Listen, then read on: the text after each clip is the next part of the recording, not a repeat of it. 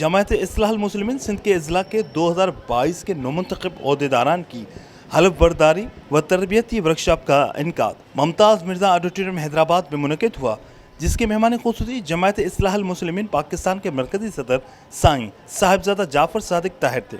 दीगर मेहमानानी गिरामी मरकज़ी नायब सदर डॉक्टर मुनव्वर अली भुरगड़ी, मरकज़ी secretary general engineer Ghulam Mohammad Memon, मरकज़ी joint secretary doctor Ghulam Yasin, मरकज़ी फाइनेंस सेक्रेटरी मोहम्मद हनीफ सोलंकी, मुआविन सदर खलीफा, मुआविन जनरल सेक्रेटरी नज़ीर अहमद चन्ना थे। इस मौके पर सूबाई सदर खलीफा काजी मशहूद अहमद ने इजला के ओहदेदारान से हलफ लिया। मुख्तलिफ मौज़ूआत पर लेक्चर का एहतमाम किया गया।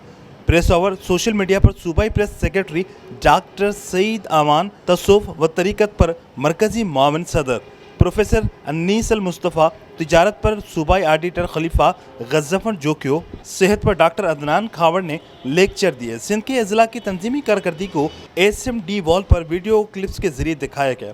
इस मौके पर मेहमान खुसूसी साईं साहिबजादा जाफ़र सादिक ताहिर ने खिताब करते हुए कहा कि अदम बर्दाश्त हमारे माशरे को दीमक की तरह चाट रही है।